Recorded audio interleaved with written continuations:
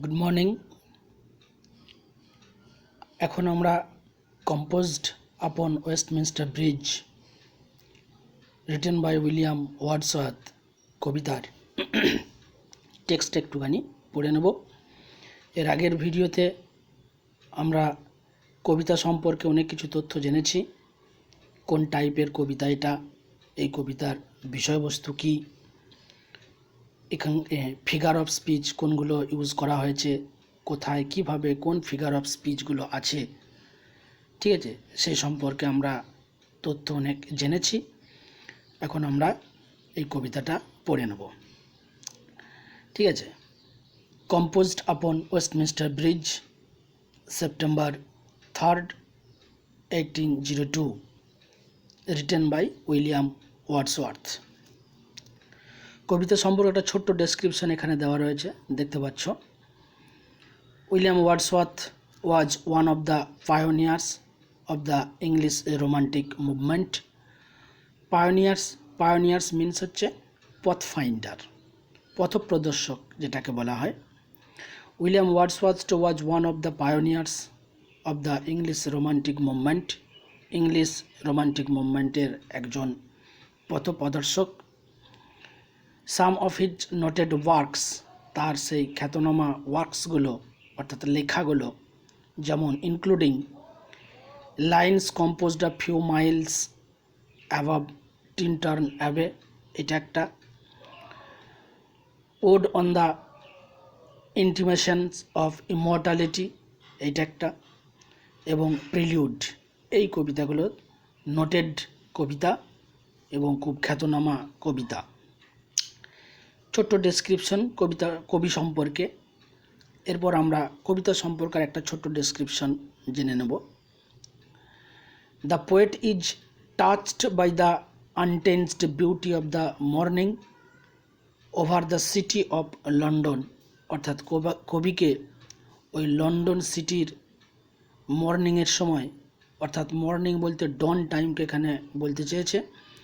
ডন time বলতে এমন একটা সময়কে বোঝাতে চেয়েছেন যেখানে গোল্ডেন ডেজ সবেমাত্র সিটির ওপর পড়েছে, গোল্ডেন সানডেজ সিটির ওপর পড়েছে, যেন পুরো শহরটাকে মনে হচ্ছে একটা গোল্ডেন রেজ দিয়ে কভার করা আছে, গার্মেন্টেড করা আছে। সেই সময়ের বিউটিটাকে এখানে তিনি বলতে চেয়েছেন। আনটেন্সড বিউটি অর্থাৎ পিওর, শাইনিং, ঠিক আছে, ইনোসেন্ট, এই রকমের বিউটিকে এখানে বলতে চেয়েছে। In his poem, Wordsworth described the pure, peaceful beauty of his city before the bustle and hurry of the day have started, অর্থাৎ এখানে সেই সময়ের বিউটিটা যেখানে লন্ডন সিটিতে এখনও কাজকর্ম শুরু হয়নি, অর্থাৎ ডন টাইম চলছে, ওই সময় সকলেই একটা রেস্টেড মুডে আছে, ফ্যাক্টরিগুলো এখনও কাজ শুরু করেনি, স্কাই ইজ ক্লিয়ার, পরিষ্কার আকাশ, এই রকম সময়ে সানডেজ সিটির ওপর পড়েছে এবং অসাধারণ একটা বিউটি সেখান থেকে বেরিয়ে আসছে। সেই বিউটিটাকে পিওর অ্যান্ড পিসফুল বিউটি হিসাবে তিনি মন্তব্য করেছেন। সেই ধরনের বিউটিটাকে এই কবিতায় তিনি ডেসক্রাইব করেছেন। The poet is moved by the somnolent beauty. Somnolent beauty means sleepy, drowsy beauty. Sleepy beauty মানে এমন এক সৌন্দর্য যেখানে সেই সৌন্দর্য অনুভব করতে করতে ঘুম এসে যাবে, এমন এক সৌন্দর্য যেখানে মানুষ মোহিত হয়ে উঠবে, সেই সৌন্দর্যের কথা এখানে তিনি বলতে চেয়েছেন। The poet is moved by the somnolent beauty of the morning, একদম মর্নিংয়ের সময়তে। That wraps up the city in tranquillity, যেটা সিটিকে পুরোপুরি একেবারে নিদ্রাচ্ছন্ন করে দিচ্ছে। অসাধারণ একটা বিউটি সেই জায়গাতে বেরিয়ে আসছে। এই জিনিসটাই এই কবিতার মধ্যে আলোচনা করেছেন।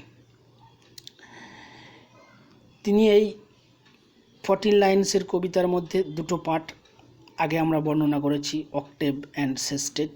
অর্থাৎ ফার্স্ট 8 লাইন যেটা, এই যে earth has not anything to show more fair,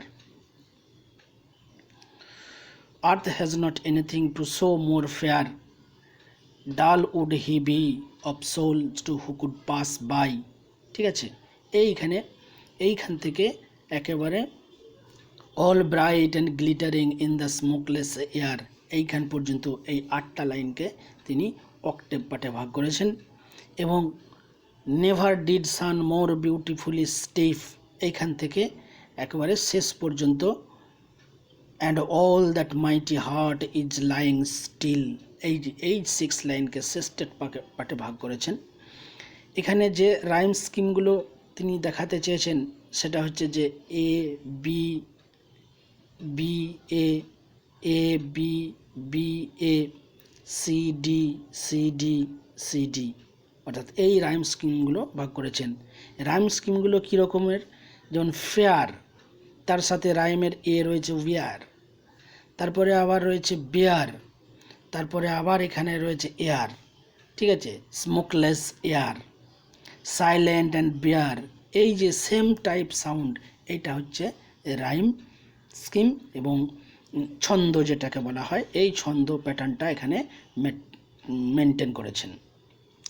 এছাড়া আগে আমরা দেখেছি যে earth has not anything to show more fair, dull would he be of soul who could pass by, এই জায়গা থেকে আমরা মেট্রিক প্যাটার্নটাও কিন্তু আগে দেখতে পেয়েছি।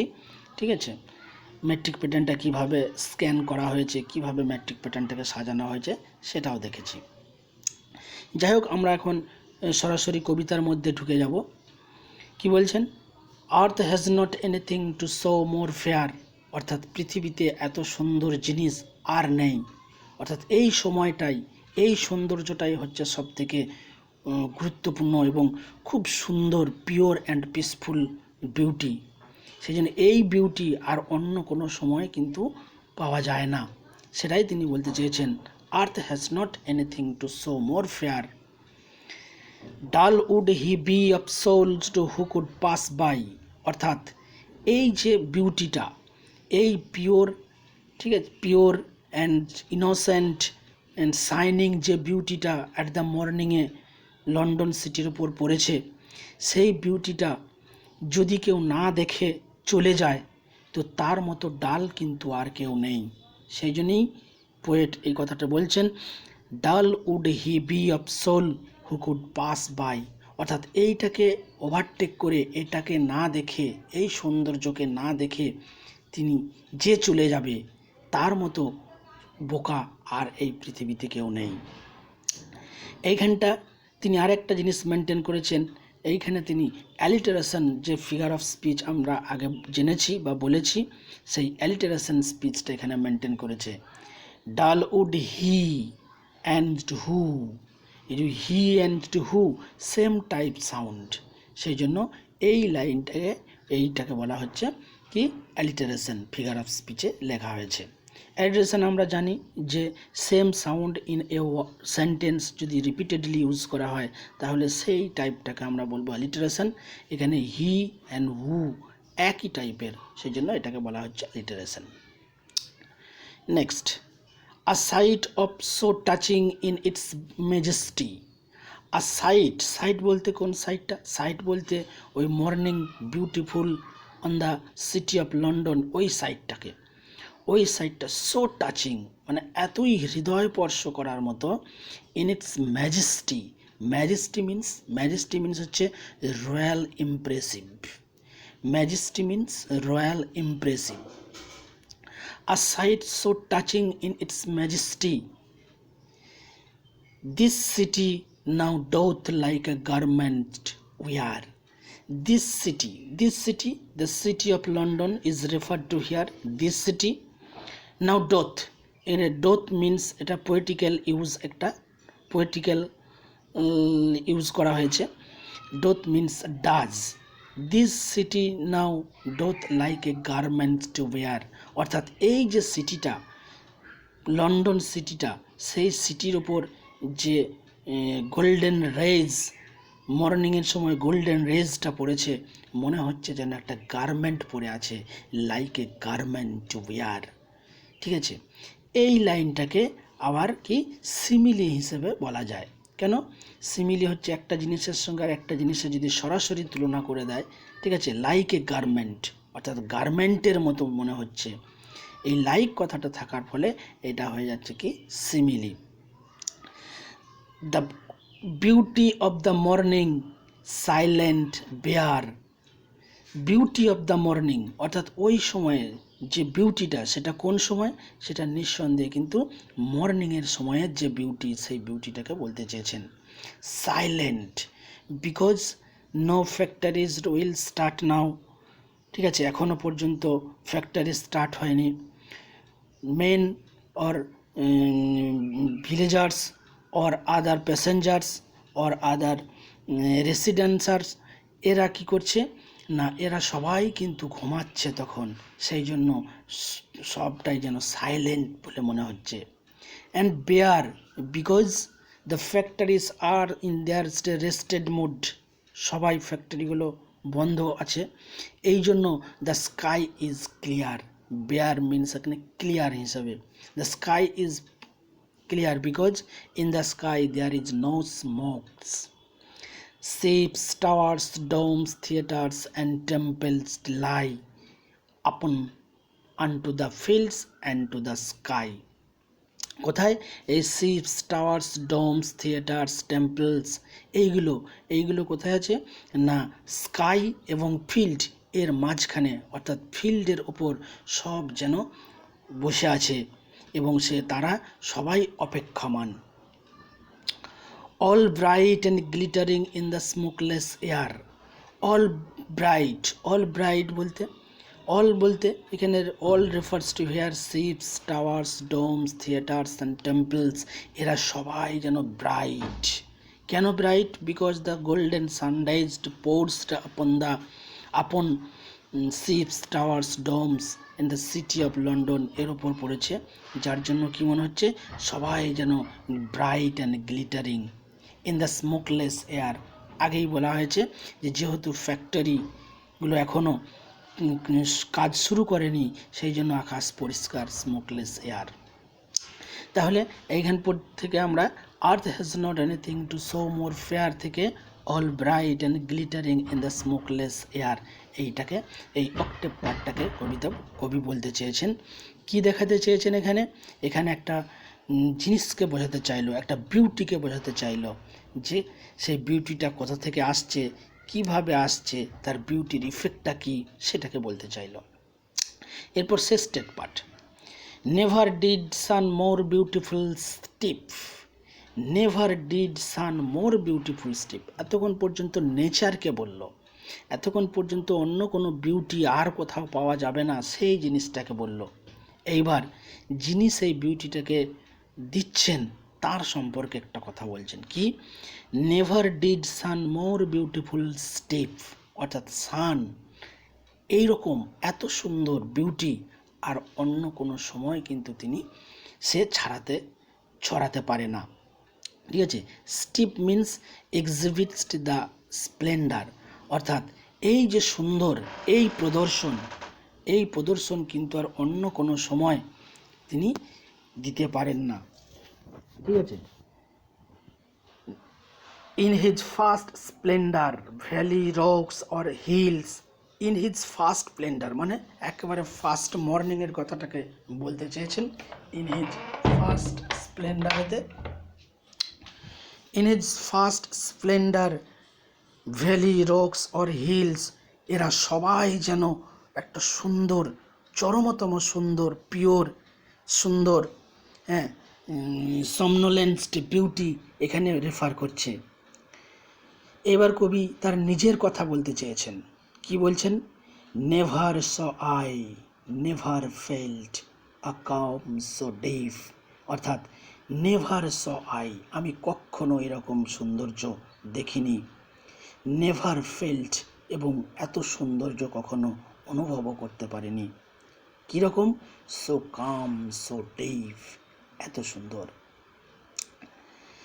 The river glideth at his own sweet will, নদীর জল একটা সুন্দর তার নিজের ছন্দে বয়ে যাচ্ছে। এই সৌন্দর্যের কথা ভেবে নেচার, সান, শিপস, টাওয়ার্স, ডোমস, এদের উপর পড়া সানডেজকে দিয়ে যে সৌন্দর্য, সেই সৌন্দর্যকে দেখে তিনি কি করছেন না ভগবানের কাছে প্রার্থনা করছেন, dear God, the very houses seems asleep. ওই যে বাড়িগুলো দেখা যাচ্ছে, ওই বাড়িগুলো মনে হচ্ছে সবাই ঘুমাচ্ছে। এইটাকে কি, এটাকে একদিক দিয়ে পার্সনিফিকেশন করা হয়, আবার এটাকে মেটাফর হিসেবেও দেখা হয়। কারণ ভেরি হাউসেস বলতে এখানে ওই বাড়িগুলোকে ঘুমাচ্ছে এমন কিছুর সঙ্গে তুলনা করা হচ্ছে, ঠিক আছে, সেই জন্য এটাকে মেটাফর বলা হয়। Dear gods of the very houses seems asleep, যেন তারা সবাই ঘুমাচ্ছে। And all that mighty heart is lying still, এবং যেন এই লন্ডনের মধ্যেই যে মাইটি হার্ট, সে যেন তখনও পর্যন্ত, অর্থাৎ এখনও সে জীবিত রয়েছে। ঘুমাচ্ছে মানে কি, ঘুমাচ্ছে মানে একটা রেস্টেড মুডে আছে, অ্যালিভ কিন্তু একটা রেস্টেড মুডে আছে, যেখানে তার ভিতরের হার্ট সে কিন্তু এখনও কাজ করে যাচ্ছে। খুব সুন্দর একটা জায়গা এই জায়গাতে কবি তুলে দিয়েছেন। Dear gods the very houses seems asleep and all that's the mighty heart lying still, এখনও পর্যন্ত সেই মাইটি হার্ট কিন্তু জীবিত রয়েছে, অর্থাৎ একটা নিঃছন্দে একটা গতিতে রয়েছে, ঠিক আছে। এই জায়গাটা, এই বিষয়টা এই কবিতার মধ্যে উইলিয়াম ওয়ার্ডসওয়ার্থ প্রকাশ করেছেন।